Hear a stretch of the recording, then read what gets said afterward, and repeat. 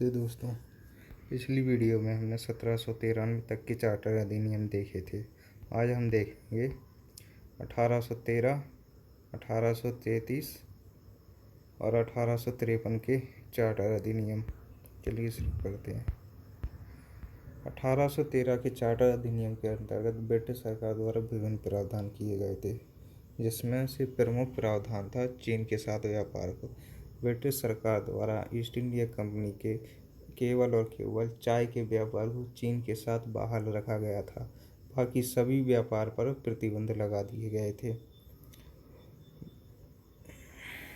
और भारतीय बाजार के द्वार भी ब्रिटिश के अन्य सभी व्यापारियों के लिए खोल दिए गए थे।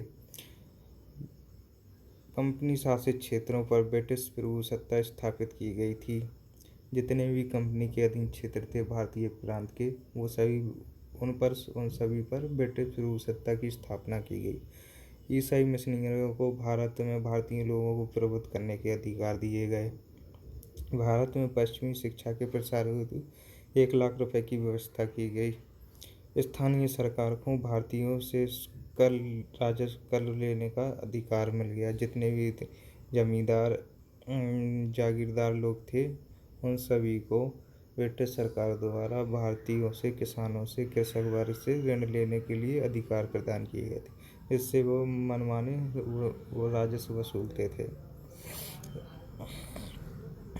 शिक्षा के अंतर्गत 1813 में ब्रिटिश सरकार उठाया गया पहला कदम था, जिसमें एक समिति की वो रिकमेंडेशन की गई थी ताकि वो भारत में 2 स्तरों पर शिक्षा का प्रसार के लिए गठित की गई थी। पहला शिक्षा का प्रसार था पाश्चात्य शिक्षा के आधार पर और दूसरा था प्राचीन भारत की सभ्यता के अनुसार।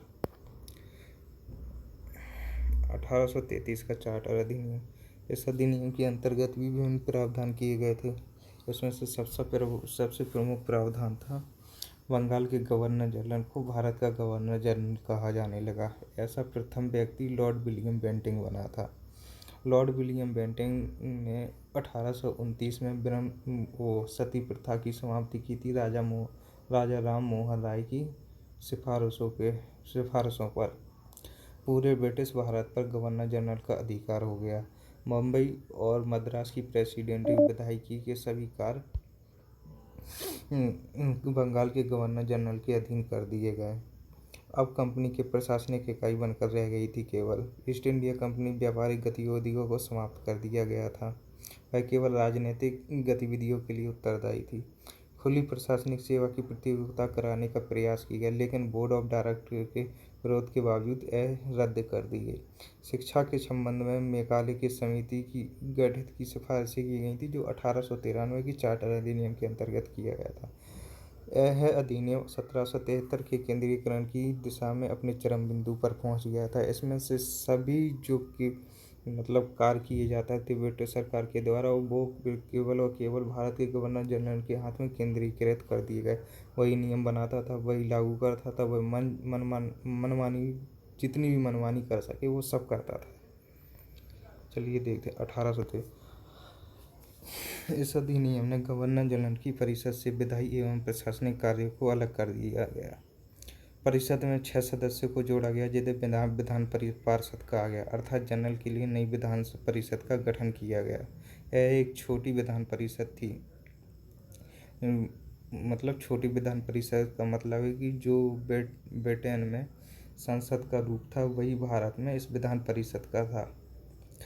सिविल सेवा के लिए खुली परीक्षा का आयोजन किया है, जिसे भारतीयों के लिए भी खोल दिया गया था। भारतीय भी अब सिविल सर्विस में पार्टिसिपेट कर सकते थे।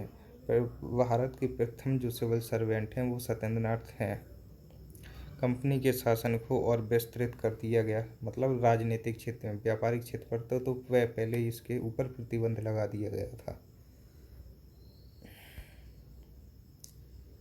यह चार्टर अधिनियम भारत शासन में के अंतर्गत 1853 का अंतिम था। केंद्रीकरण की स्थिति में विकेंद्रीकरण की स्थिति आरंभ होती है 1857 के विद्रोह के बाद। चलिए वो हम आगे वाले वीडियो में देखेंगे। आज के लिए बस, धन्यवाद।